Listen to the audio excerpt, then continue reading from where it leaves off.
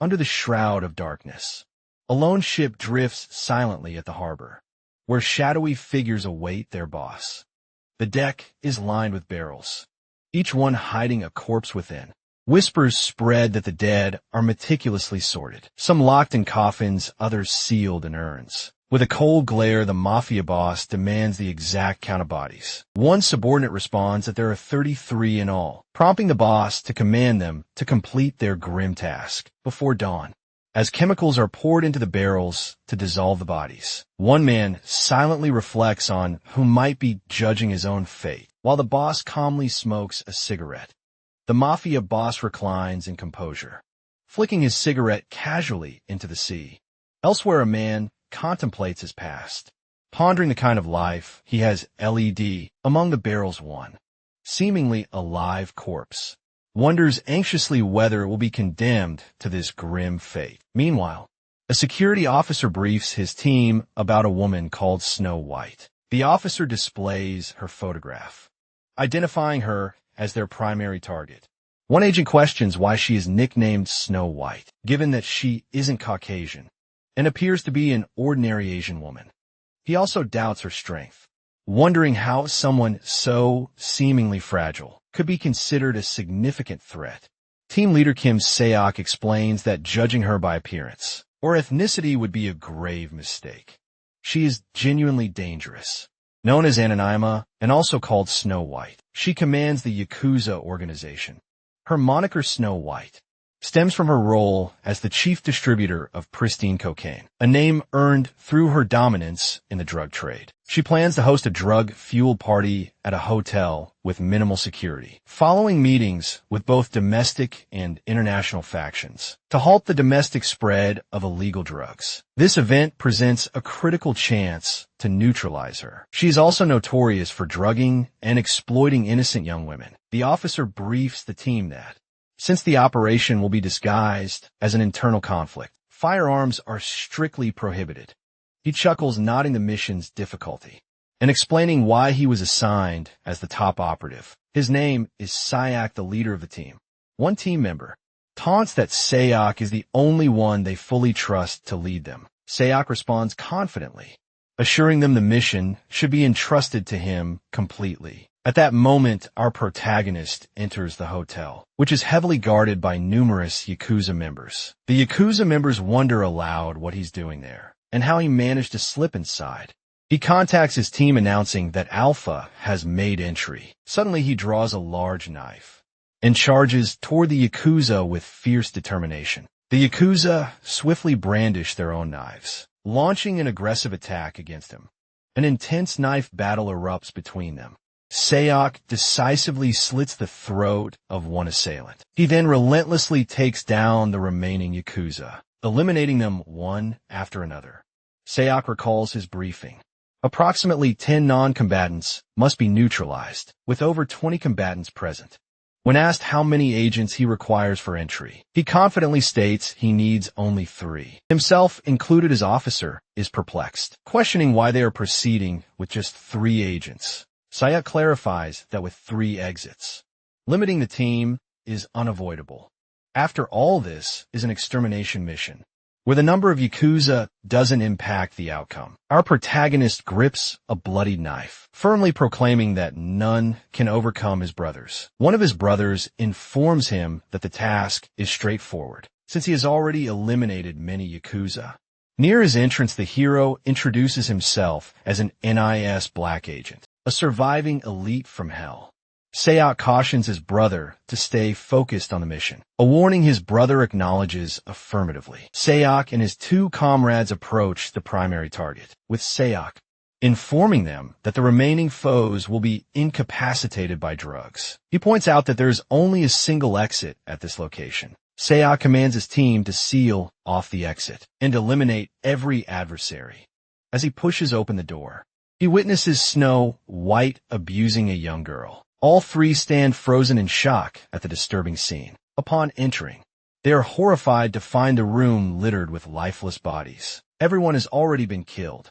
Sayok orders his men to locate the target immediately, while first securing the entrance by closing and locking the door. Suddenly, a knock rings out of the door, curious about the visitor. They are stunned to hear Snow White announce herself. She informs them coldly that the entrance is sealed and the doors securely locked. Snow White grips the severed head of the poor girl, contemplating whether to kill them all. Trapped inside the barrel, Sayok's lifeless body reflects on the fate of his brothers, those who once believed themselves invincible, but now stand on the verge of death. Yet now they face Snow White herself, who greets them with a chilling smile. Suddenly she locks eyes with one brother and hurls a tiny object directly at him. He watches in disbelief, puzzled over what exactly she's thrown. The small projectile pierces his forehead with lethal precision, killing him instantly simultaneously. Snow White launches the severed head of the dead girl. Her assault is so swift that none can react or flee. The projectile crashes through his skull like a bullet, and in a heartbeat, he collapses lifeless onto the cold ground. Sayok's second brother erupts in rage, lunging at Snow White, but Sayok urgently warns him to hold back. Their adversary is far from ordinary. Without hesitation, Snow White flings the same tiny, deadly object at him. All Sayok sees is a grisly hole in his brother's head as he drops dead, laughing coldly. Snow White mocks them, declaring that no matter how many insignificant pests swarm to her, they remain nothing more than mere insects. She turns to confront our hero, taunting him with a challenge. What does he think he can possibly do? At first, he is consumed by anger. Drawing his knife, he prepares to strike back fiercely, but then reason takes hold. He realizes this foe surpasses all his capabilities, and retreating defeated is not an option. Once again, she hurls the tiny weapon toward him. Swiftly, he dodges just in time. To his shock, he discovers it is a tooth she's been throwing. Nodding, she clutches an entire handful of them. She relentlessly hurls sharp teeth at him, but our hero swiftly evades each attack with incredible speed, just as he closes in on her. Poised to strike, she acts first to prevent any harm. Grasping his face firmly, she hurls him forcefully away from her position. Sayok finds it unimaginable for a woman to wield such power, and questions the nature of her abilities. Suddenly she leaps into the air, clutching his knife tightly. She comes down, landing directly onto his knees with precise force. The impact sends a sharp, intense pain coursing through him. While straddling him, she confesses her deep attraction toward him. Fueled by excitement, she drives the knife through his hand, rendering him defenseless. Snow White taunts him, claiming that his helplessness only heightens her enjoyment. She slowly twists the knife, still embedded in his hand. Amplifying his agony, our hero screams out in torment, bewildered by the twisted pleasure she describes. She gestures to the surrounding corpses, explaining that creating such scenes and taking lives for amusement is what entertains her. Sayok, horrified, wonders if this is truly her version of fun, as his screams echo in pain. In a sudden burst of strength, he bites down hard on her neck. He tears away a small piece of flesh from her neck with fierce determination. Seizing a sharp shard of broken glass, he plunges it deeply into her neck, causing a torrent of blood to gush out. Overjoyed, our hero believes he has finally slain her. As she lies motionless atop him, he feels victorious, convinced his revenge is complete and that he stands alone, having survived speaking to his brothers. He offers an apology and promises that he will soon reunite with them. To his shock, she suddenly awakens. Sayok is stunned, questioning how this is possible, and screams out in disbelief. Snow White tells him that despite being human, the way he bit her neck was impressively bold. Terrified, Sayok frantically questions what kind of creature she is. As panic overtakes him, she warns him against trying to comprehend, insisting it would be a futile effort.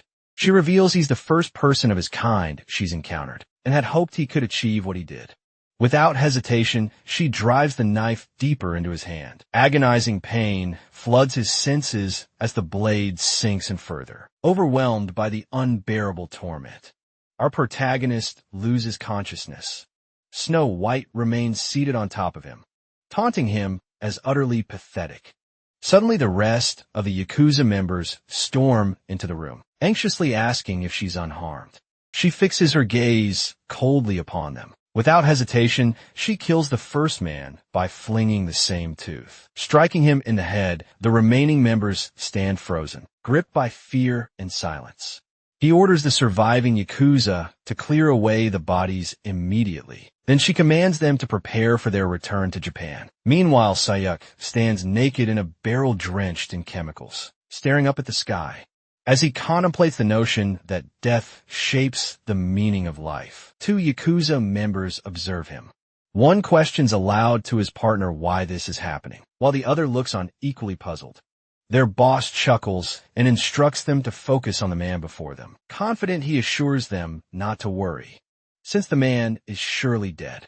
One mulls whether this is rigor mortis not in. He has never seen anything like it, and wonders what grudge could drive someone to such extremes. Our protagonist ponders the consequences if he refuses to succumb to death. Their boss presses his lit cigarette against the neck of the barrel-bound man and orders his subordinates to hasten, insisting they bury him quickly so he can finally rest in peace. Sayok anxiously contemplates the kind of judgment he is about to face. Without warning, the burn on his neck caused by the cigarette miraculously heals itself. This sudden recovery astonishes the Yakuza boss, who exchanges confused glances with his men meanwhile. Ayaka remains absorbed in thoughts about how his death will be evaluated. The Yakuza leader grows suspicious, wondering if Sayok somehow survived. Yet Sayok believes he will earn this evaluation only after avenging that contemptible man. He recalls a moment when he and his two brothers were gathered in a hotel room, exchanging readiness updates. Alpha confirming he was clear, then Charlie, and finally Sayok issuing orders for the entire field team to converge on the main target, while under the influence of drugs. He also emphasizes that there is only one exit point to the location. Their mission is to block that sole exit and eliminate every enemy inside. Standing alone in the dim hallway, Sayok wonders where everyone else has disappeared to. Suddenly a hand clamps over his mouth from behind. Silencing him instantly, he turns to see a terrifying gargantuan figure, snow white and monstrous with countless arms, all gripping him tightly from behind. The entity calmly informs him that he has successfully completed his task. Desperately, the protagonist struggles to free himself from her unyielding grasp. She reassures him with a laugh, welcoming him warmly and declaring that he is truly the Daywalker. Abruptly, Sayok jolts awake inside a barrel. The bright sun beams warmly across his face, and beyond he sees the ship gently drifting on the vast ocean. He winces at a sharp ache in his head. Completely naked, his body stained with blood confused, he struggles to recall what had transpired moments before. To his shock, a glance around reveals numerous dead Yakuza, sprawled lifelessly nearby. He wonders in disbelief what exactly occurred, and who was responsible for this carnage.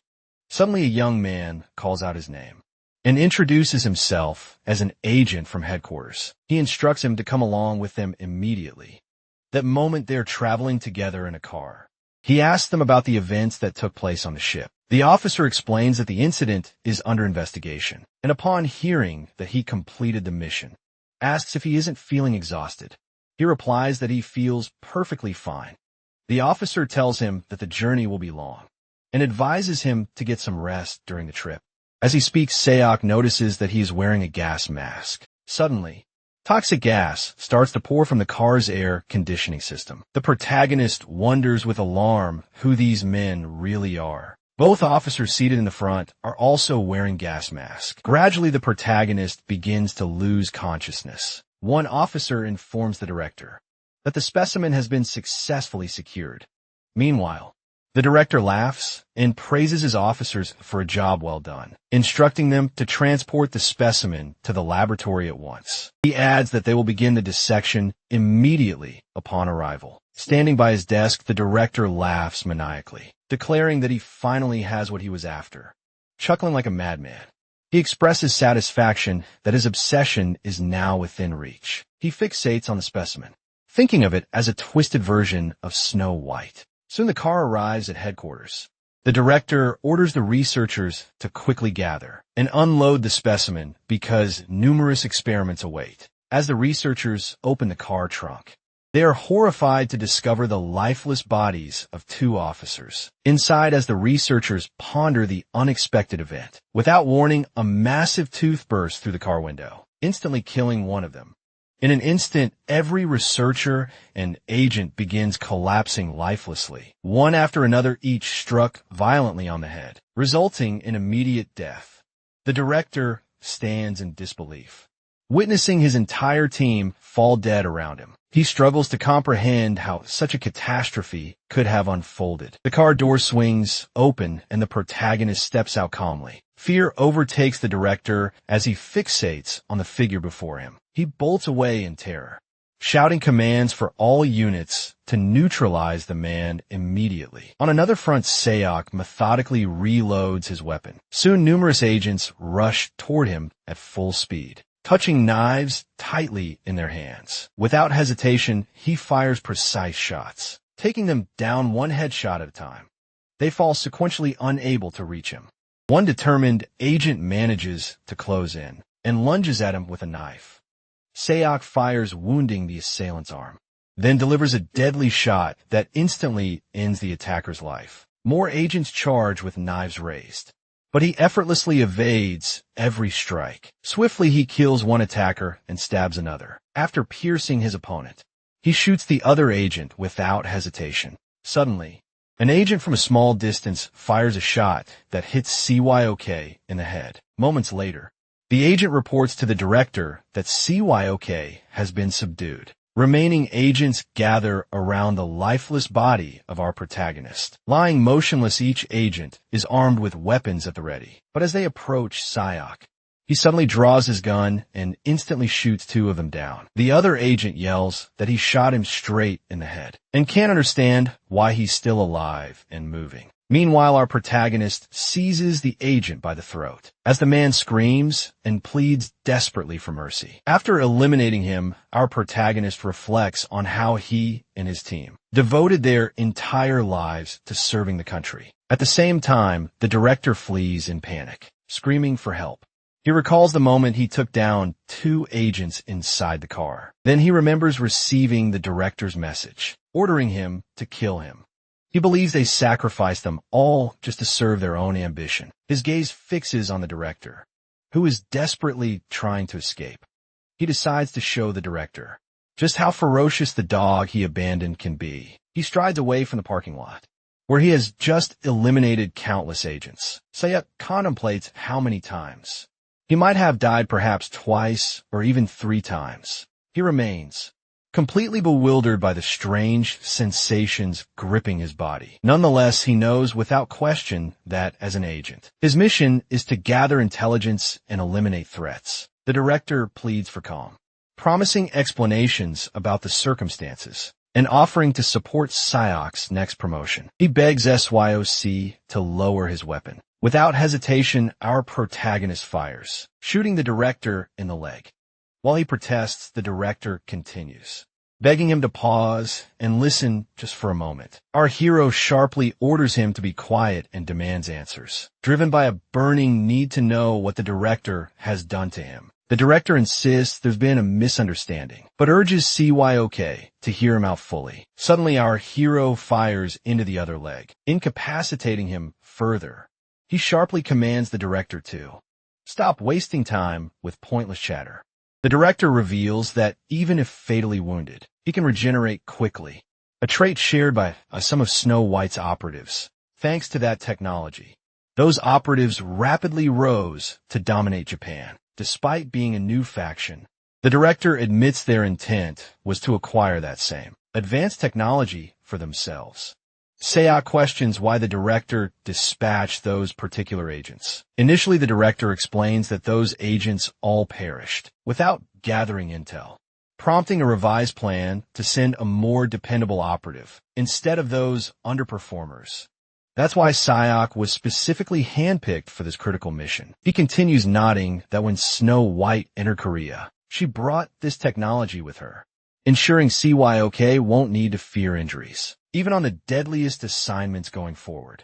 He praises Sayok's dedication as team leader and hails him as a true hero. But before the director can finish, our hero shoots him in the arm, Director shouts bewildered, asking why he is being shot. After revealing everything, Sayok questions how the director can call him a hero, while simultaneously treating him like a disposable test subject. He wonders if the director even knew about that reckless operator, and why given the continuous losses. He failed to gather more thorough intelligence. Sayok concludes that their repeated deaths were a direct consequence of the director's greed. He becomes certain that under different circumstances, his teammates could have been saved.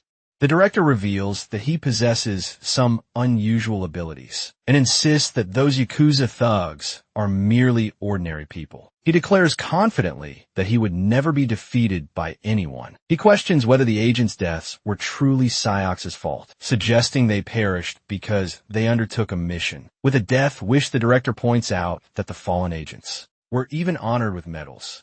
Asking why Sayok is making such a fuss, he angrily brands Sayok a bastard. Yet, Sayok's anger erupts as he pounds his head with his gun in frustration. A voice sternly commands him to stop, warning him not to utter another word. Drawing his knife, he threatens the director to experience the pain endured by the agents, remarking how excruciatingly long this night feels. As he advances, the director pleads desperately, nearly in tears, begging for him to hold back. Suddenly, 4 vehicles pull up at the scene, and orders blare for Sayok to disarm and surrender at once. The director shouts at his agents, furious, questioning why it took them so long to respond. After he called for help, 14 elite Special Forces commandos emerge from their vehicles, swiftly taking tactical positions against PSYOP. Our hero recognizes the imminent danger and knows he must seek cover without delay. Without hesitation, he bolts forward. Racing to find shelter, the commandos open fire relentlessly. He takes multiple gunshots and collapses heavily onto the ground. At once, the commando leader commands everyone to cease firing. The director sneers at CYOK, mocking him for his arrogance and declaring he deserved this outcome. He remarks that all Sayok needs now is to be restrained for life and willingly give up his blood, then muses whether Sayok can also resurrect and mend his wounds. He should keep attacking relentlessly, whether it's him or the Yakuza. The director chuckles sarcastically, commenting that Sayok has certainly put in the effort to confront them. Suddenly, a woman's voice catches the director's attention from the rooftop. She looks down upon them, wondering if that figure is Saya. He instantly recognizes her as squad leader Ayaka. She informs him that the group below is the very Yakuza he had just mentioned. The director shouts, in order to eliminate that worthless opponent as well. Without hesitation, she leaps behind the commandos. They are stunned, wondering when she had arrived. As they turn around, she unrelentingly slashes through them. One by one, she dispatches half the commandos before springing back onto the rooftop. Commando leader immediately commands his team to open fire, simultaneously moving with astonishing speed. She deflects their bullets with her sword, leaving them shocked with lightning-fast precision. She begins cutting down the remaining operatives. In the blink of an eye, she has eliminated most of the team. From a distant vantage point, a sniper takes aim and fires at her. She spots the incoming bullet in mid-flight. With incredible skill, she slices the bullet cleanly in half. The last 2 surviving commandos whisper in disbelief, questioning what kind of supernatural being she could be. Not only did she block the bullets, but she also demolished their entire squad. Suddenly, with breathtaking speed, she lunges at them, killing one instantly. Then she swiftly cuts down the second commando without hesitation. At this moment, she strides toward the director, wielding a sword in each hand. She advances beneath the moonlight, both blades gleaming ominously. The director repeatedly mutters the word monster in disbelief. Then, in an instant, she cleaves his head cleanly in 2. She stands before our protagonist as he begins to regain consciousness. She asks if he is Sayok, and informs him that Lady Anna has requested his presence. Still furious, our hero lashes out, telling her to get lost and hurling insults. At that moment, the female Yakuza clarifies that bringing him in was never the intention. In a menacing tone, she declares that she's here to deliver him to Lady Anna.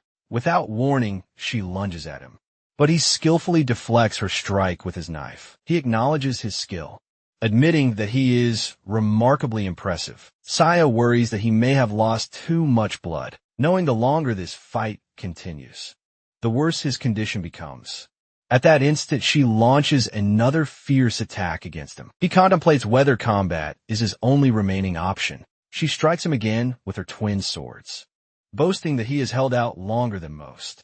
However, she warns that this will be his final moment. Her relentless assault presses on without mercy. Eventually, she pierces his chest with one of her swords, staring down at the blade lodged within him. He takes decisive action. He seizes her hand firmly. With swift determination, he pulls the sword from his chest. Then he counterattacks, driving his knife into her. Both combatants tumble apart, but he manages to decapitate her.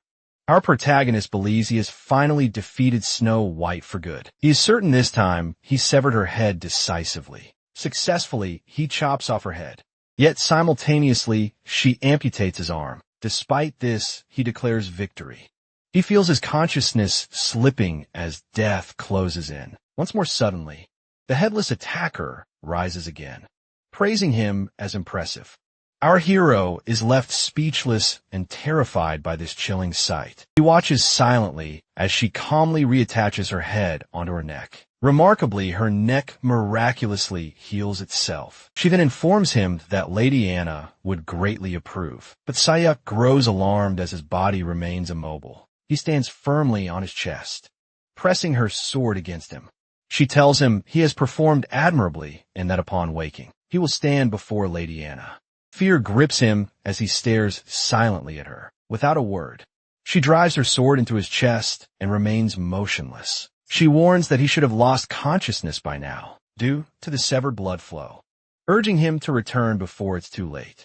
Placing her hand on him, she astonishingly helps him rise to his feet. She declares that any resistance is futile nevertheless. Sayok attempts to strike her with a punch.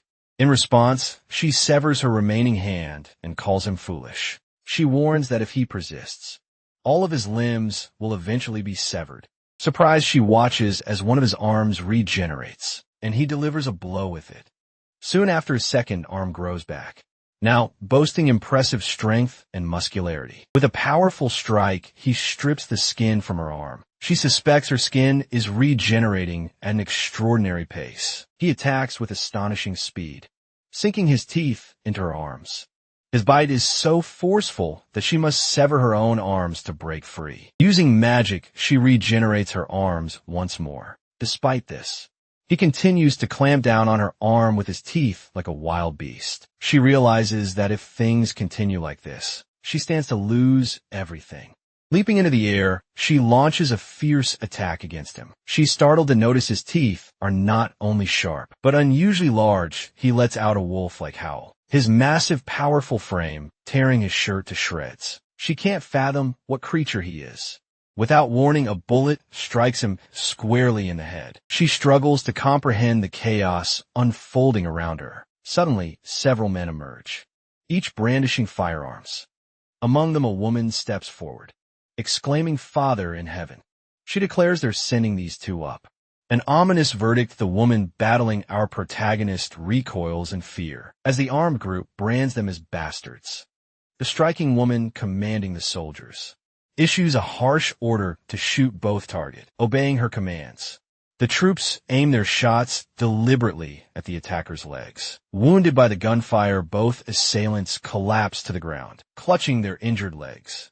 At that precise moment, the leader signals her forces to halt and commands that our protagonist be set ablaze. The soldiers launch arrows equipped with wires. Striking him, these wired arrows pierce through his chest and arms. Electric shocks surge through him, triggered by the connected wires as dawn breaks. Her skin starts to blister and burn painfully. The female commander questions if the pain troubles her at all. She warns that the flames of hellfire will be twice as excruciating. The one-armed woman scoffs at the concern, dismissing them as mere human. The leader admonishes her, insisting she should never underestimate humanity. She viciously crushes the attacker's wrist beneath her boot, breaking the bone. The attacker screams out in agony from the sudden injury. The commanding lady scoffs at her words and bluntly calls her a half-witch. She is warned that today she will be the one to end a life by her own hand, and soon after her friends will share the same fate. In that instant, her thoughts drift to her teammates, wondering what they might be doing alongside our protagonist. Her team reports back that he remains standing firm, even after enduring that powerful attack. She offers no further words beyond that report. He ponders why he remains untouched. Despite the relentless sun beating down, the deadly woman assassin seizes this moment, concluding it's her best opportunity to escape. Without hesitation, she leaps and swiftly flees the scene. The female leader questions whether he has already exhausted his remaining blood reserves. He also doubts his vulnerability while exposed to the harsh sunlight. One of her gunmen voices confusion over why this relentless adversary hasn't perished yet despite the immediate chase. Unexpectedly, our hero springs forward and assaults one of her gunmen. Reacting swiftly, the female boss slices off his arm with a precise swing of her sword. Recognizing the threat he poses, she commands her team to pull back immediately. Without hesitation, she strikes at him again with her sword. He blocks her attack using his severed arm, refusing to yield. She marvels at his resilience as his arm regenerates before her eyes. He throws a punch aimed at her, but she manages to evade the strike. Surprised by his agility, she feels relieved she didn't eliminate him earlier. Harnessing magical energy, she delivers a fiery punch that bursts from her hand and pierces straight through his chest. He collapses, falling heavily some distance away. She wonders why someone like him stands out so distinctly and where he has been hiding all this time, to have gone unnoticed until now. Thick smoke fills the entire area, yet her eyes lock on him as he drinks blood directly from the director's neck. He is taken aback to see him sucking blood amidst the heat of battle. After consuming the blood, his strength surges and he now glares at her with burning fury. Then he lets out a powerful and piercing roar. The lady boss commands him that this fight must come to an end here, preparing for a final strike. She grips her sword with both hands as it ignites with fiery energy. With determination, she charges straight toward him. Suddenly, she notices him collapse to the ground. Weakened and unconscious, his fall shatters the floor beneath him, leaving her puzzled about the cause. Their protagonist hears his name being called repeatedly. Team leader Sayok, he opens his eyes, puzzled by the unfamiliar voice. Turning to see who it is, he recognizes his commanding officer. His commander urgently asks if team leader Sayok is conscious. The lady boss stands nearby, her gaze fixed intently on him. Sayok inquires about the mysterious lady boss's identity. He then realizes he's chained to a pillar and wonders about his own state. The lady boss tells Sayok to pay close attention to what she is about to say. After reviewing his actions, they have condemned him to death because he is labeled a vampire. Shocked, he stares at the lady boss, confused by her accusation. He wonders silently why she would brand him a vampire. He scoffs and tells her not to be ridiculous, insisting that such things don't exist. Drawing closer, she cups his face in her hands and questions if he truly understands. While he senses what she intends to do, she bites her own fingers sharply. Carefully, she draws a few drops of blood from the wound. The sight of blood ignites an intense thirst within him. His teeth sharpen rapidly while his veins pulse with renewed vigor. His eyes blaze a vivid red as he locks onto the single drop of blood, driven solely by his craving. He fixates on her with a wild, almost manic gaze, desperate to drink that blood at that moment. She challenges him, asking if he finally believes the truth. Our protagonist, bewildered, asks what exactly just transpired. Commander confesses that though incredulous, the evidence seems undeniable. He even captured footage of the rampage aboard the ship, confirming the bodies matched the eyewitness description perfectly. Sayok questions whether he's claiming that this individual was responsible for the destruction. The female leader explains that deploying a removal mission without truly understanding who Anna is is reckless, especially when these operatives act without caution. Sayok wonders aloud if they uncovered Anna's nature as a vampire. Information even beyond the National Intelligence Service's knowledge. The lady boss confirms that hunting vampires falls squarely within the remit of her Vatican task force. She presses her feet firmly against his chest and informs him that, by protocol, he should have been eliminated as well, but she's willing to grant him a rare chance to serve as her loyal enforcer. Ayaka is taken aback, clearly surprised by her proposition. She continues revealing that they apparently share a common adversary, so she suggests they unite their forces, instead of wasting strength fighting each other, and jointly eliminate Anna. Meanwhile, inside a towering multi-story building, Snow White remarks that some factions are consolidating control over the cartel and absorbing the mafia. Yet no one seems capable of catching even a single informant. She seizes the attacking woman by the neck, as the assailant pleads desperately for forgiveness. Apologizing profusely, Snow White had already severed her body into multiple parts. Snow White admits that, as predicted, she should never have trusted her with it. She then removes her mask, plants a kiss on her lips, and transfers some of her blood into her mouth. Upon receiving the blood, her body begins to regenerate rapidly, fully restoring itself within seconds. Now kneeling before Snow White, she is warned that this is her final opportunity, in order to bring her what was demanded. The attacking woman departs from the building. As she walks down the street, another girl watches her intently from atop a rooftop. Perched on the roof, she crouches with the agility and poise of a cat. Our protagonist travels inside a car, accompanied by the female boss and their driver. He contemplates her warning, realizing he must choose between dying as a vampire at her hands or becoming her loyal subordinate to eliminate Anna together. He also recalls his commander's advice to remain vigilant, knowing that, regardless of which faction the agent he killed belonged to, the director's faction would inevitably target him as well. His facial expression reveals everything without a single word. The female boss questions whether he finds it difficult to believe that he is a vampire. Sayok asks her the reason for bringing him to this place. She explains that if not for her protection, all the factions would have targeted him therefore. She suggests, wouldn't it be better to seek revenge together? At this moment, the hero inquires if he can truly place his trust in her. Without hesitation, she replies that he cannot trust her at all. For now, the enemy of her enemy is her ally, and that is sufficient. She informs him that they have arrived at the squad's central base, a sacred sanctum. He inquires whether this place is merely a cathedral, and she confirms that it is. He remarks that this setting feels more authentic and fitting, staring at the structure. He remains uncertain if they are meant to return there. She explains that this isn't their final destination, and since the sanctum is safeguarded by sacred relics, he is prohibited from entering. At that moment, he wonders what his next step should be. She tells him that even if he were to join the squad now, he would still be vulnerable. Simply pray for Anna, therefore. She has designated him as a special case, choosing to personally oversee him. That is, he will have to live with her.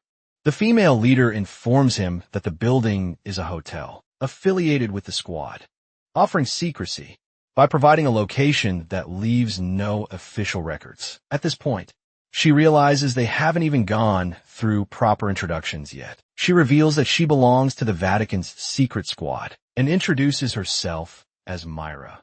Our protagonist responds by introducing himself as Kim Sayok. Myra senses he likely has many questions and encourages him to ask freely. He expresses a keen interest in learning about vampires. She inquires if he has accepted the reality and then begins to explain. She explains that vampires remain immortal.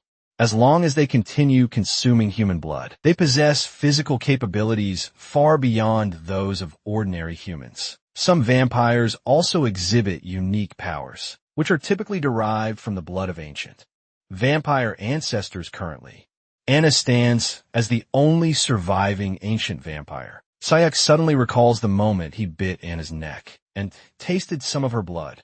He seeks Myra's insight on the methods they use to eliminate vampires. She explains that vampires perish when exposed to sunlight, as the rays burn them to ashes.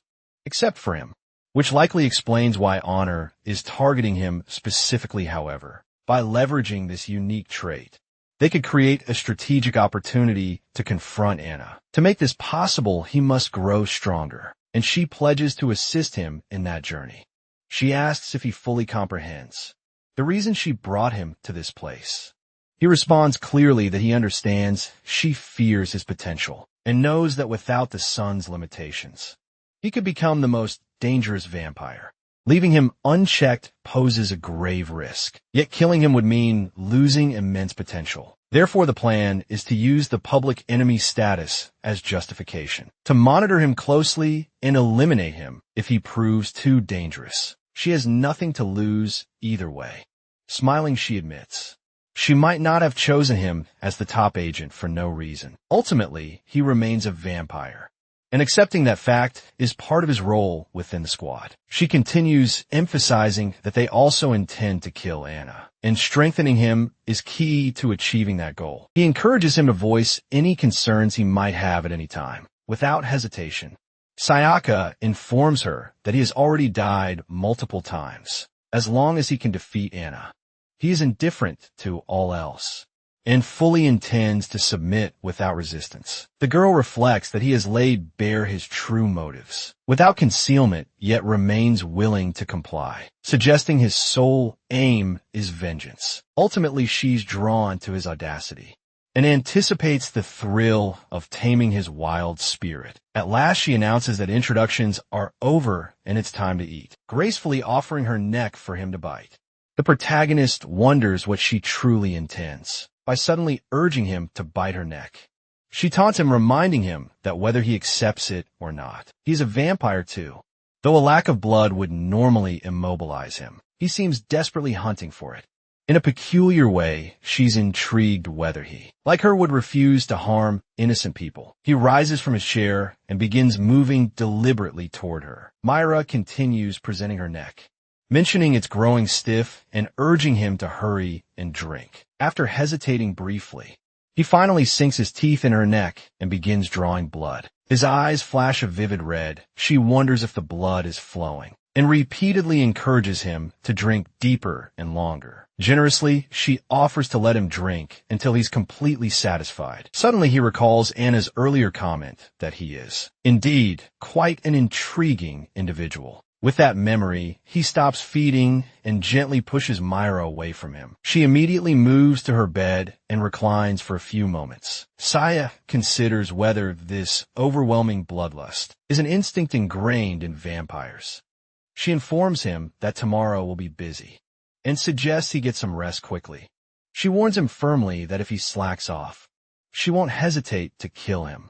He looks at her and questions whether he'll have to endure drinking blood like this every single day. All of this is driven by revenge. Though his body has transformed into that of a vampire, his heart remains resolute and unyielding. He recalls his two brothers who were tragically killed by Snow White. Sayok is certain that he will soon send that scoundrel straight to hell.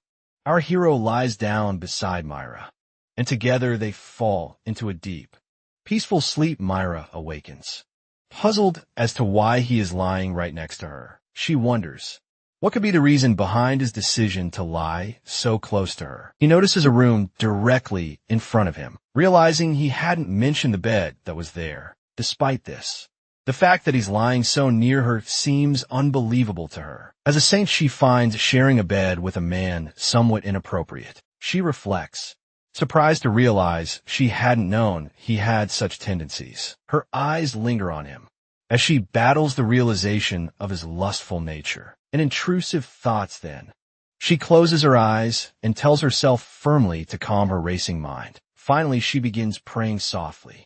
Our Father, who art in heaven, hallowed be thy name. Lead us not into temptation. Suddenly his hand slips onto her belly, causing her to startle in fear. She struggles to control her impulses, anxiously wondering what will happen next. Today in the staff room, Sayaka and Myra stand face to face as she begins explaining how to kill a vampire. Since he already knows that ordinary weapons are ineffective against vampires, she explains that there are only two effective methods to destroy them: sunlight and silver. as even the slightest contact with silver causes intense burning pain. Using silver weapons to decapitate or pierce the heart delivers a lethal blow that will ultimately kill the vampire. She now reminds him that the woman attacker from before did not die. Aside from that, vampires cannot be eliminated. Do you have any questions before we start the training? He wonders aloud, nodding. She mentioned her name is Myra and apologizes for his actions during his sleep last night. Suddenly, she flies into a rage and lashes out with a punch aimed at him. He blocks the punch effortlessly with both hands, puzzled by her sudden aggression. Angrily, she warns him to stop the foolishness, insisting he should already know the basics, and they must begin training immediately. What he truly needs is combat experience against non-human opponents, gained through upcoming duels. He will develop his strength as a special forces operative, while simultaneously increasing his vampire powers through blood consumption. When he acknowledges this, Myra abruptly lunges at him again, delivering a punch and commanding him to stay in line. He easily deflects her strike, confident that no human can outmatch a vampire's strength. This time he retaliates with a punch of his own. She swiftly dodges his blow with ease, however. She counters with a rapid punch that connects squarely with his chin. Without pausing, she continues her assault, landing multiple punches before forcing him to the ground. She tells him that no matter how difficult the journey, she will persevere. He rises and declares that he survived through hell because he is a black agent. They continue training, and after several months, he shows notable progress and begins to take shape, though ample improvement remains necessary. Suddenly, an agent enters the room. Myra is suddenly eager to find out what is troubling everyone. The agent apologizes for the unexpected interruption during her busy schedule, but insists she must head to the sanctum immediately. She questions why the summons is directing her to the sanctum. She assures him she understands the urgency, promises to prepare right away, and informs him she will return soon, instructing him to remain where he is. He responds affirmatively to her message as she walks toward the sanctum. She ponders the reason behind the unexpected call. She voices her frustration to her officer, but he admits he doesn't have any further details. She suspects she already has an inkling about the mysterious entity summoning her in this way. A car arrives, and she informs her colleague that this must be the expected arrival. It's a sleek black Mercedes-Benz, the vehicle they use as they depart. The mysterious girl remains perched like a cat atop a tall building, intently watching their car.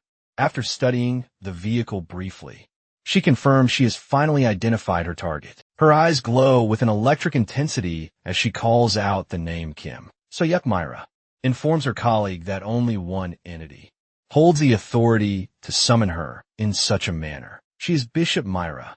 She inquires of a superior officer about his presence at the sanctum, noting that he is an envoy directly from the Vatican. A man expresses his honor at meeting her, thanking her sincerely for her dedicated efforts, assuring her their gratitude is unwavering. He wants to bypass all formalities and get straight to business. He is eager to find out if she has brought a vampire with her. She is taken aback to discover that they are already aware of the situation. Within the vast confines of an enormous hotel building, numerous individuals occupy the reception lounge. The receptionist warmly greets a guest looking to check in, requesting his ID and asking about the size of his party. He replies they have quite the group, actually 200 people, leaving the receptionist visibly puzzled by the large number. Without warning, he swiftly pulls out a knife and fatally stabs the receptionist. Chaos erupts as panic.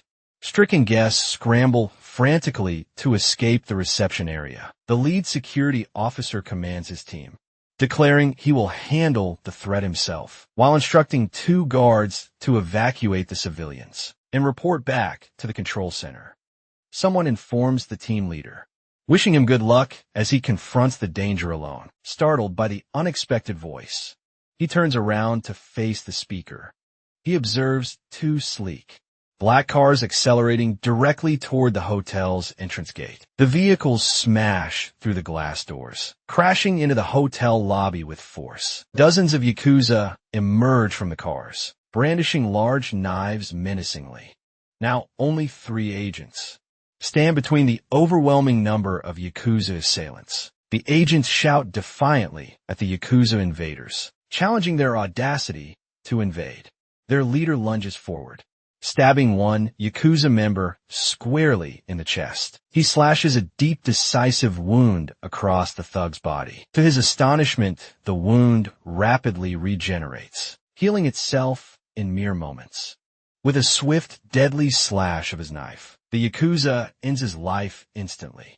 The Yakuza berates him, accusing him of betraying his brothers. By hiding here and aligning with the Vatican's filth, they're searching for Sayok, and their leader reports that if he was the one responsible, he must be nearby. Fortunately, all these Yakuza are vampires, so tracking him shouldn't pose a problem.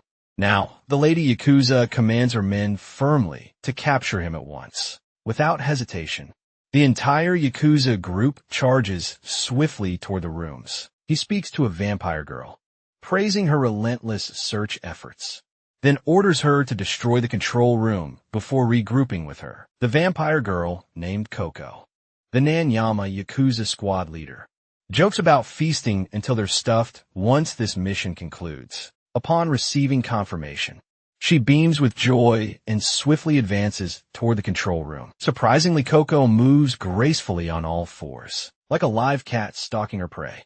Meanwhile, the Lady Yakuza leader rides the elevator, her thoughts consumed by Myra. She recalls that Myra abandoned her position, leaving only the inexperienced and weaker members behind. Still, the Lady Yakuza ensured her team included experienced subordinates who have harnessed that power, making failure impossible.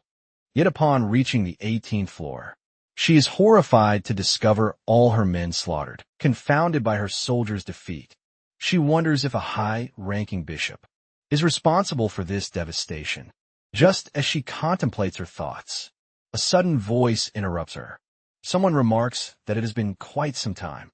Turning around to identify the speaker, she is taken aback to find Sayok standing there. He inquires whether she had been searching for him. Meanwhile, the man inside the church questions Myra about her decision to bring a vampire into the Vatican squad. He assures Myra he trusts her judgment, promising to review the details at the upcoming bishop's meeting, but expresses hope that she fully comprehends the gravity of her choice. He responds with confidence and affirmation. She explains that, after meticulous observation over the past 3 months, no threats emerged, and that he has rigorously completed the Vatican's training program. She adds that whether he will lead them to destruction or salvation remains uncertain, but she has witnessed enough to trust her instincts. At the hotel, Sayok tells the Lady Yakuza how relieved he feels. He admits that he himself had been searching for her all this while, referring to her as a vampire with glowing red eyes. Amidst the radiant light,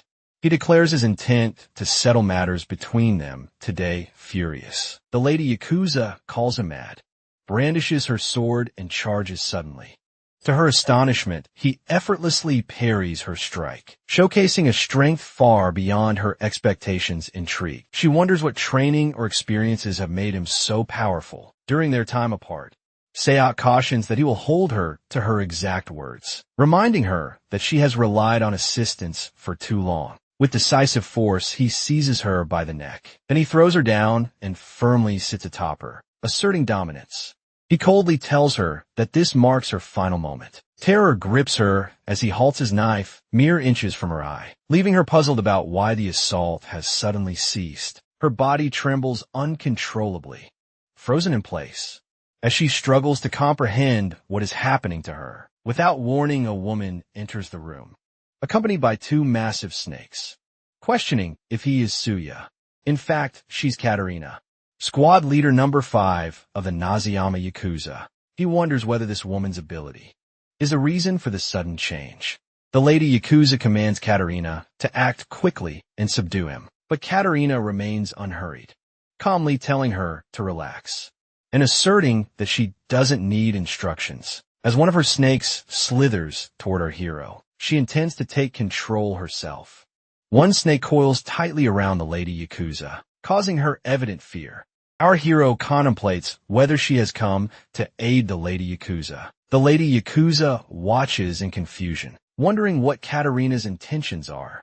Katarina responds simply she is acting on her own desire. He refers to him dismissively as an unbreakable toy, reflecting on the many young men she's slain. Katarina thinks that regardless of their looks, they inevitably perish or become disfigured. She confesses her long-standing wish for a male vampire, and never expected to encounter one so soon. Then she commands Sayok to move closer. He suddenly realizes his body is moving without his consent, prompting him to suspect a mind-controlling power under her command. He reaches out to touch her breast, and she orders him to serve as her obedient slave. Henceforth, he will move according to her will. Forever bound, the Lady Yakuza cruelly labels Katarina a whore, warning her that Lady Anna would never tolerate such behavior. Katarina replies that she has already taken action, and assures that once they secure Sayok, none of it will matter. She also reveals that Lady Anna has ordered the elimination of both her and her helpless companion. The Lady Yakuza feels profound sorrow upon hearing this grim news. This pain stems from the fact that she and Lady Anna share a romantic bond. At that very moment, both the Lady Yakuza and Sayok are trapped in Katarina's vice-like grip, and Katarina muses on how such a seemingly simple conflict has dragged on for months, wondering if she has lost consciousness. Despite her limited skills, she has endured stubbornly and worked tirelessly, bidding a final farewell to the Lady Yakuza. Her snake tightens its coil as it prepares to consume her alive. Suddenly, Coco bursts into the room. She informs the Lady Yakuza that everything is taken care of. Upon seeing Ayaka's condition, Coco is filled with sorrow and asks what has happened. Katarina points accusingly at Sayaka, declaring that he is responsible for this atrocity. Usually innocent, Coco erupts in anger, yelling furiously at him. Our hero believes that the number of enemies has grown, and just managing this woman feels overwhelming. Katarina reassures him that there is no need to worry, as they have secured Sayok and can soon return to Lady Anna. Still naive, Coco struggles to comprehend whether this man truly harmed Ayaka. Katarina confirms to her, without hesitation, that he is indeed the culprit. Though anger fizzes within Coco, she detects the subtle scent of Katarina's poison lingering on Ayaka. At this moment, Katarina feels a flicker of surprise. In a prison cell, a very young girl, trembling with fear, calls out for her mother, desperately longing to return home. A very young Coco eagerly introduces herself to the child, curious to learn her name. Ayaka recalls the very first time she met Coco. At this moment, Ayaka checks with Sayok to see if he's awake, and wonders whether she still can move. He isn't surprised that she remains unable to move. She questions whether ultra-speed recovery truly makes a difference, and inquires about Coco. While he grimly informs her the situation is dire, she becomes frightened, learning that Coco aggressively confronts Katarina's snakes and battles them effectively. Unfortunately, their compatibility fares poorly due to the snake's venomous influence. They can't even approach that wretched woman, and exhaustion is causing their speed to falter. Ayaka warns him that if this continues, Coco will die, insisting they must find a way to save her. He responds that with her weakened body, she would only be a liability. Angered, Ayaka calls him an asshole. At this point, he presses Ayaka to share information about that venomous woman, suggesting that if it's her and her companion fighting alongside him, victory is possible. Curious, Ayaka questions whether he wants to ally with them, recalling he tried to kill her moments earlier. Still, she acknowledges this is their best strategy for now, but warns him not to be ridiculous. How could she possibly trust him? Sayaka contemplates what course of action she plans to take next. Suddenly, he pulls his knife on her, causing Ayaka to freeze in alarm. Meanwhile, Katrina reflects that she is exerting more power than she anticipated, demanding too much blood, especially from this unsuspecting fool. She also finds herself perplexed, wondering why she hasn't been poisoned yet. There's no way this fool could possibly neutralize her poison. Her ignorance is simply astounding. Meanwhile, Coco continues to fend off Katrina's snakes, and Katrina is shocked to realize that Coco has been holding her breath the entire time. At last, Coco seizes an opportunity, inhales deeply, and hurls Katrina forcefully out the window. Resuming her breath, Coco admits she would have died if the battle had dragged on much longer. She checks on Ayaka, asking if she is all right and where exactly she is located. After some searching, she eventually locates her. But despite her efforts, she suddenly collapses onto the ground. She notices a tiny snake biting her leg and feels the poison rapidly spreading through her veins. He begins to question whether she has underestimated her adversary far too much suddenly. Katrina bursts back through the shattered window, tauntingly asking if Coco has anything to say. Now, standing close to each other, Katrina is intrigued and decides to ensure that Coco and the friend she is desperately searching for remain together forever, transforming into a massive snake. She declares that Coco will soon be swallowed by her beloved monstrous form just as the giant snake is about to devour Coco. AK suddenly appears and severs the snake's head with a swift strike. Coco feels an overwhelming sense of relief and joy upon seeing AK again. Katrina is stunned to witness Ayaka detoxifying herself, aware that only they possess this rare ability, and she wonders how Ayaka manages to accomplish it. Ayaka reflects on the moment. She asks Sayok if he wants to form an alliance, questioning how she could possibly trust someone who's just tried to kill her. He replies, calmly acknowledging that if she truly feels that way, then there's nothing more he can do. Without hesitation, he draws his knife and slices into his own palm. Ayaka watches bewildered as she tries to decipher his sudden action. Sayok explains that someone once told him, "The enemy of my enemy is my friend." And for now, that fragile alliance must suffice. He admits he understands her fury and sense of betrayal. After all, she's given everything and stands on the edge of losing a friend. At that moment, Sayok urges her to drink his blood as a sign of their pact. Suddenly a memory flashes in Ayaka's mind of young Coco extending her hand in friendship. Sayaka then asks if she's familiar with the saying, that the most frightening person is one who has nothing left to lose. He warns that when confronting such a person, defeat is inevitable together. Ayaka and Saya stand united. After Katrina's death, an agent rushes toward Myra in urgency. He delivers grave news, alerting her to a critical crisis unfolding. A large group of vampires has infiltrated the hotel. He warns Myra reacts with shock and alarm upon hearing this threat. Meanwhile, Sayok charges toward the snakes, brandishing a knife. AK informs him that she can shape-shift into a snake and command others of her kind. She cautions that if her snakes bite him, or he inhales their venomous mist, he will become paralyzed, his body stiffened, and susceptible to control. Fortunately, the venomous mist effects are temporary, but swiftly closing the distance between them and her is essential. Our hero relentlessly decapitates the snakes, but their numbers are overwhelming as they regenerate endlessly. One snake grabs his silver knife in its mouth, causing him to wonder if it's attempting to steal it from him. Numerous snakes coil around him, poised to launch their attack. Suddenly, Ayaka leaps in, slashing through the snakes with her sword, and urges him to regain composure, warning that he'll die if he fixates on losing the silver knife. She explains that by drawing power from consuming blood, she's preventing the snakes from multiplying without end. However, this drains her stamina, so she intends to deplete his energy, assuring him she'll handle the snakes somehow. Meanwhile, he must hurry to assist Coco. Without delay, he approaches Coco and informs her that they are temporary allies. For now, he instructs her that once he detoxifies her blood, she must support him and their mutual friend. He places some of his blood into her mouth, emphasizing that this is the only chance for everyone to survive. The blood revitalizes her, flooding her body with renewed energy and vigor. Without warning, she springs to her feet. Then, she pushes our hero down and sits atop him playfully like a loyal dog. Sayok wonders if she's under some influence. Since he's confident the detoxification was successful, she tells Ayaka that she has secured Sayok. Ayaka replies that they are no longer enemies with him, and together they must eliminate Katrina. After hearing this, Coco locks eyes with Sayok for a few intense seconds. Then she crouches and dashes toward the snakes, with the stealth and agility of a cat.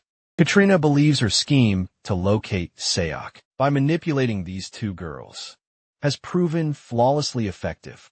As she anticipated, the toxins are broken down and then repurposed after detoxification.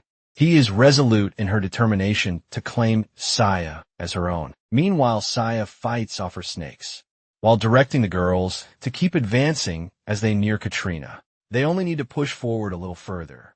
He shouts that the toxic mist is rapidly closing in on them. Everyone hold their breath, drawing close together in silent anticipation. Ayaka reassures them that the mist will soon dissipate and reveals the true purpose behind the smoky veil. Before she can finish, Sayok interrupts.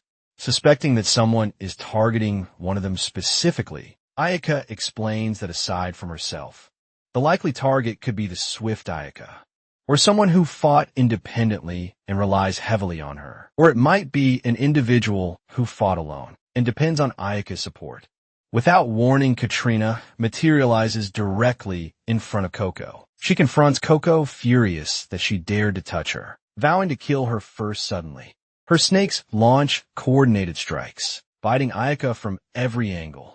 Coco's concern for Ayaka intensifies. Our hero anticipated such a reaction and knows that if Katrina focuses on Coco, at least one of them will be struck.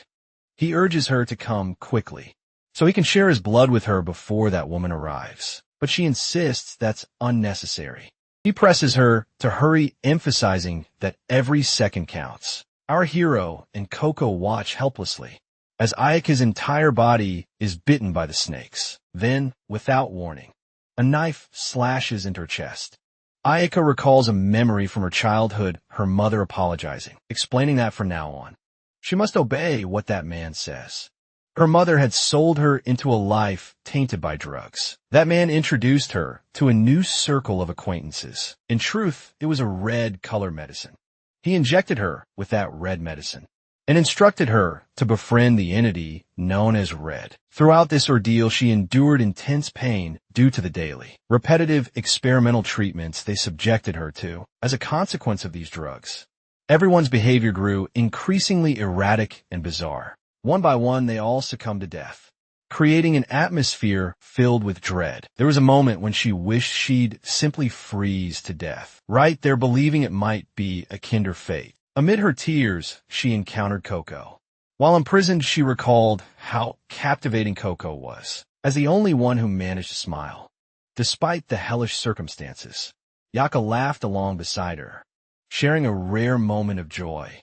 Every single day felt like an unending hell, yet by leaning on one another, they found the strength to endure. Even though their brief moments of happiness quickly faded, one day the doctor ordered his staff to segregate the subjects based on their medication dosages. He directed that the control group be moved to the left wing, while the experimental group was sent to the right. Thus, they were forcibly separated. She vividly recalls both of them crying out each other's names, their eyes locked across the divide. Ayaka prepared to return her jacket, but Ayaka urged her to keep wearing it, promising that she would undoubtedly come back to find her. Hearing those words, Coco's heart was filled with joy. Several years later, Ayaka was transferred to share a cell with Coco. At last, she was reunited with Coco. Overwhelmed with happiness to see her alive, Ayaka confessed to Coco that there was a time she believed she'd never see her again. At that moment, Coco failed to recognize Ayaka. When asked about her identity, Ayaka reveals that she simply wishes to be Coco's friend. Grateful for being saved, Coco promises to protect Ayaka, and together they manage to escape that ordeal alive. However, a serious challenge arises. Ayaka is physically fragile, while Coco struggles with mental instability. Together, they devise a plan, questioning how they differ from humans, why they deserve to live, and even entertain the grim thought of ending their own lives. Escaping one nightmare, they find themselves plunged into an even harsher reality. Driven by the fear of failure and discard, Ayaka begins rigorous sword training, convinced she was destined to die if she didn't meet expectations. Yet as long as she could survive alongside Coco, she refused to leave things in her friend's hands, determined not even to miss catching a single insect. This was her final opportunity.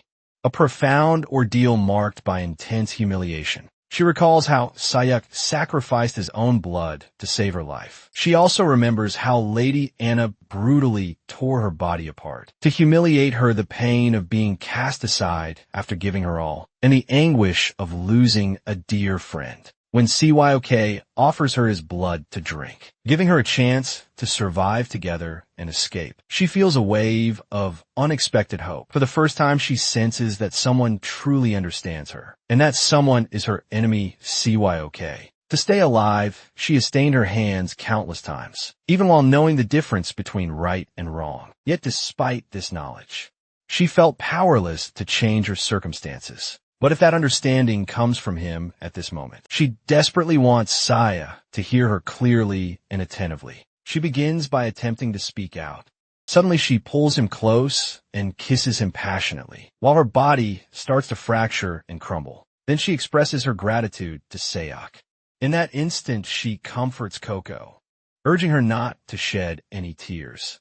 Ayaka recalls all the cherished moments shared with Coco, promising they will remain inseparable forever. As she utters these words, her body begins to dissolve into countless tiny fragments. In mere moments, she vanishes entirely. Coco sobs uncontrollably, her cries echoing with the innocence of a child. She sits beside the pile of Ayaka's remaining clothing, overwhelmed by grief.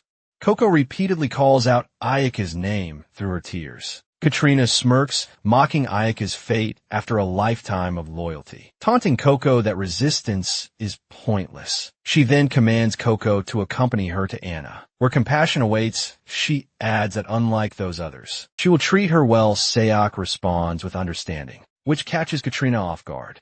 He completes his statement by affirming he comprehends Ayaka's wishes and knows exactly what must be done. Annoyed, Katrina wonders aloud if she is talking to herself, since no one seems to be paying attention. Coco suddenly demands that Katrina restore Ayaka, shouting fiercely without warning. She lunges at Katrina, propelled by her incredible super speed. Coco leaps into the air and lands with such force that a brilliant, blinding light bursts forth. Both Katrina and Saya are caught off guard by what they see. As they try to make sense of the situation, confusion clouds their minds. They soon realize that the newcomers are members of the Vatican. Among them, Myra is also present, adding to the unexpected arrival.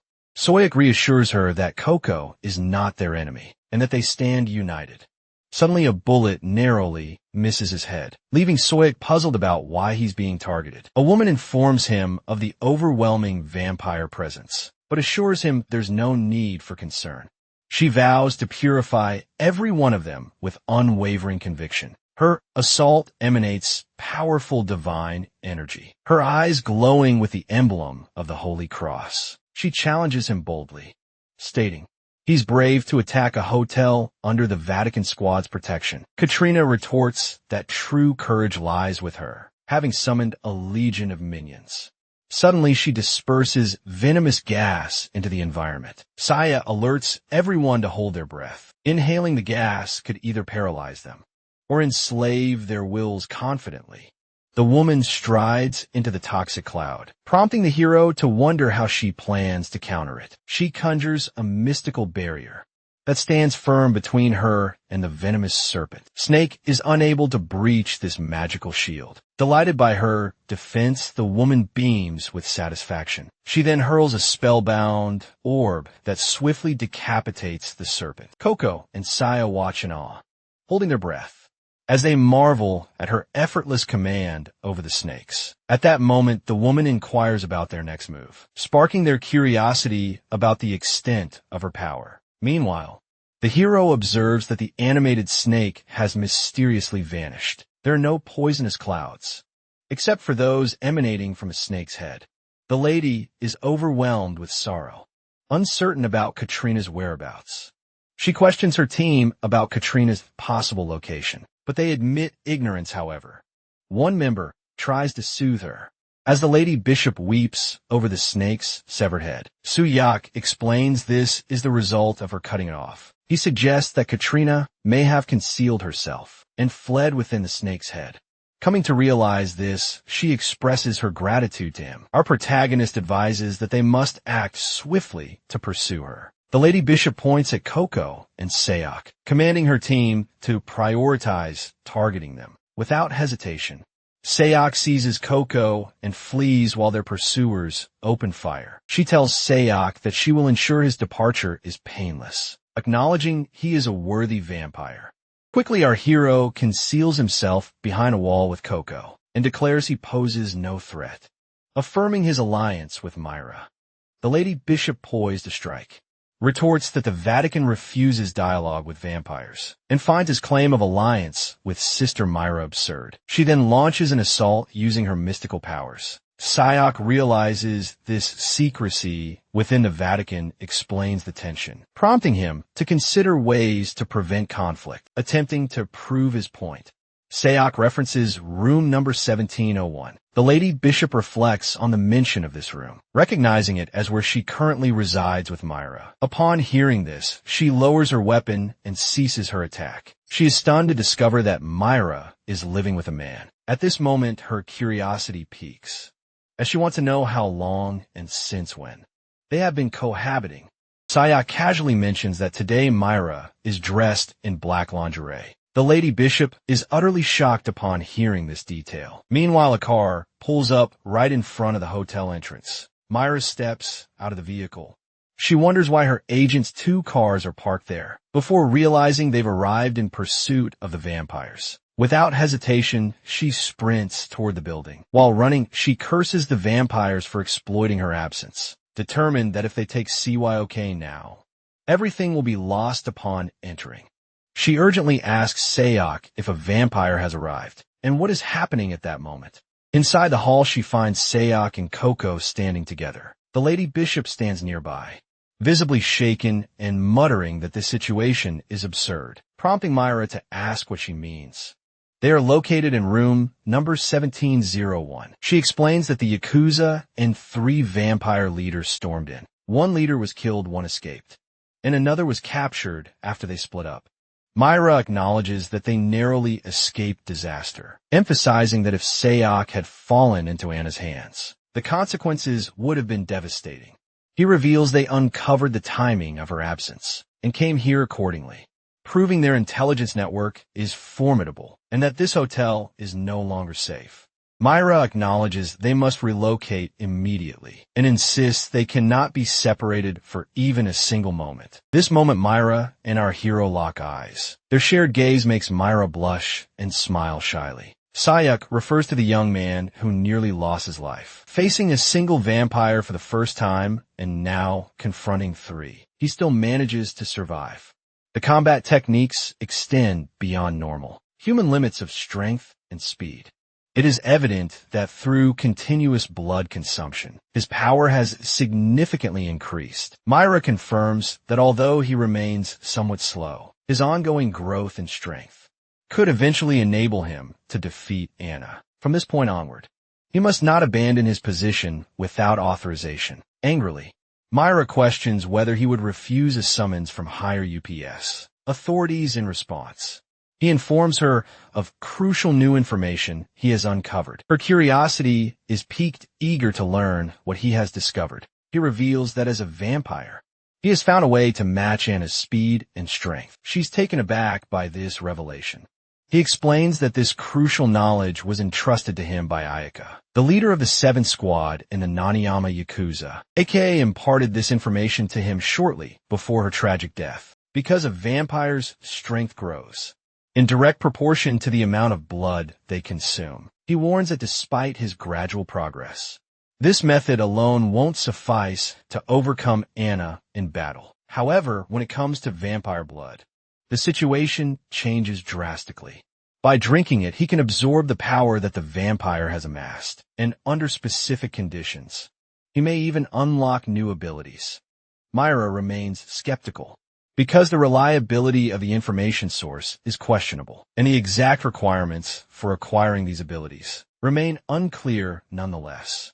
Sayok is resolute, convinced that experimenting with this is unquestionably worthwhile. After actually ingesting Ayaka's blood, He noticed that the bullets aimed at him seemed to slow their pace. For a brief moment, he was able to wield a new and unfamiliar ability. Reports indicate that Anna commands 7 vampires under her control. At this juncture, he clearly understands that to achieve his goal, he must consume the blood of every vampire serving Anna. Myra grasps this logic and suspects that he brought Coco precisely for that purpose. Since Coco is also one of Anna's vampires, securing her alliance would be advantageous. Coco's frustration begins to surface as the Lady Bishop urges Coco to voice her thoughts freely. Sayok explains that Coco harbors resentment toward Anna for the death of her friend, suggesting she could become a valuable ally for them. Myra finds his behavior irritating, questioning whether it poses a problem,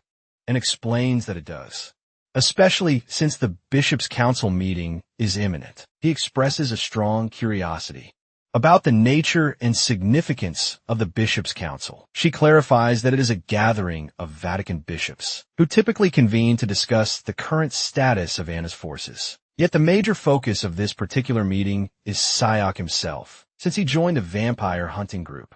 Some members have been displeased, but he needn't worry because her role isn't too demanding. He explained that she brought him here, specifically to keep a close watch on him. At this stage, she feels she can place a degree of trust in him. She begins loosening her shirt, telling him he's earned his reward through hard work. She offers her neck for him to drink her blood, as a token of appreciation, urging him to indulge.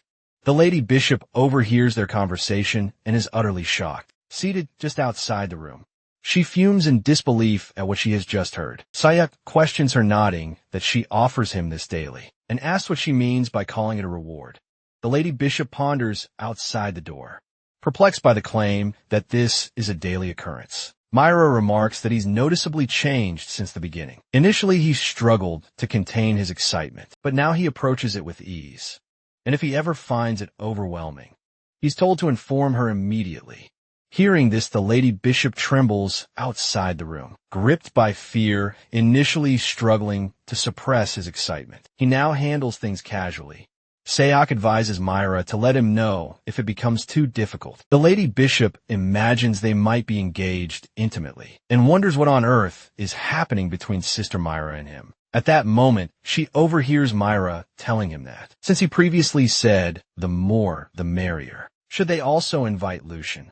He replies that they should first get her opinion. Hearing this, Lucia feels terrified, interpreting Myra's words as a plan to call her. She can't understand why she would be involved. She envisions herself and Myra both sharing intimate moments with Sayok simultaneously. The mere thought of it causes her to tremble uncontrollably. Just then, the door opens as Myra steps out and inquires if Lucian needs anything, but she stops herself mid-sentence. Suddenly, Lucia collapses and falls unconscious to the floor. As Myra exits the room, Lucia embraces her firmly and tells her they will meet again at the bishop's assembly. While holding Myra, Lucia shoots a furious glare at Sayok afterwards. She quickly gets in her car and drives away. He wonders what could have transpired. Myra informs him that Lucian has also left and that the root of the issue is Coco. Coco takes pleasure in not acting arrogant despite her bishop status. Convinced that she possesses no real power, Coco commands Myra to immediately secure fresh blood, an resting place for her. In return, she will gladly accept her as a subordinate. Without warning, Ayaka punches Coco and sharply orders her to keep silent. Myra questions whether this plan will actually bring them any benefit. He explains that, as he mentioned earlier, he requires vampire blood if they intend to treat her as an adversary. The plan is simple: drain her blood before eliminating her. However, if they keep her as an ally, she'll constantly demand more blood. Given her ability to detect him and her combat skills, she could prove to be a valuable asset. Myra agrees with his assessment, but questions whether he can truly control someone of her nature. Coco, frightened, hides behind Sayok's legs, puzzled because she expects the Vatican to be far more ruthless. Myra wonders why Coco is so kind to him, and he admits he has no real explanation. He glares at Myra with anger while watching Coco cower behind his legs. He recalls how rage overtook him when his comrades fell. leading him to kill the director and those teammates who sacrificed themselves. In truth, he wiped them all out. This girl having also lost a friend, surely harbors a fierce fire within her as well. He calls Coco by name, and she looks up at him with affection and trust. He informs Coco that their plan is to kill her master Anna, and while having her help would be beneficial, it is not absolutely essential. Coco faces a choice: die as a vampire, or join them in avenging her fallen friend. At this critical moment, Coco must decide which path to take. After a brief pause, Coco admits her hatred for Anna, who always made things difficult for Ayaka, and her even deeper resentment for the Vatican, because Myra caused Ayaka pain. Yet she cannot forgive the one who killed Ayaka. If he eliminates that wretched Anna, she is willing to do anything for him. At that moment, Sayok looks toward Myra, awaiting her response. She agrees to let him handle matters with Coco at the bishop's meeting, making them both her responsibility from now on. If he loses control or causes harm to anyone, he will face immediate and decisive consequences. Myra instantly regrets having spoken those words. Inside the bathroom, Coco is shouting in the shower, furious that the Vatican official tricked her, and outraged at being subjected to such torment. As Myra showers her, she comments on Coco's strong odor, wondering how long it's been since she last bathed. Coco insists she smells fine, but Myra taunts her, suggesting her nose must be faulty. Myra thinks that as a vampire killer, tending to this dog feels like more than she bargained for. Sayok reminds her he already mentioned the need for vampire blood, and urges her to stay positive, stressing that all this hardship is necessary for the greater good. In the room, Sayok carefully cleans his silver knife. Suddenly, Coco dashes out like a nude cat, complaining that Myra poisoned her eyes, and pleading desperately for his help. While dragging Coco back to the bathroom, Myra questions why he hasn't come immediately. Coco continues to cry out for assistance, and Myra commands her to keep her eyes shut and remain still. Sayok recalls his friends teasing him, calling him young and jokingly asking if he's about to get promoted. He responds, firmly telling them to stop calling him that, and instead address him as team leader Sayok. They laugh at him, and he urges them to stop because it's embarrassing. Playfully, they demand a treat, specifically a beefsteak, calling him the only team leader who steps up in moments like these. Suddenly, their commander arrives, eager to join in on the treat.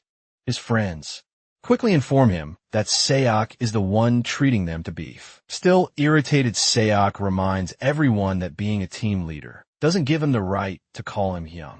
The commander responds warmly, saying once a Hyung, always a Hyung. Sayok thinks back to how noisy and lively those times used to be. Myra continues taking care of Coco, instructing her to rinse her mouth quickly, and warning her not to eat anything while in the bathroom. After finishing her shower, Myra collapses onto her bed exhausted, reflecting on how chaotic the situation is. Coco never listens to her, yet she obeys Sayok's orders without question. When Sayok tells Coco to sit down, she complies immediately like a loyal dog, following commands. She even puts on her clothes right away as soon as he tells her to. Afterward, he carefully dries her hair. Myra wonders if Coco's submission is tied to a past incident where she had beaten up a friend.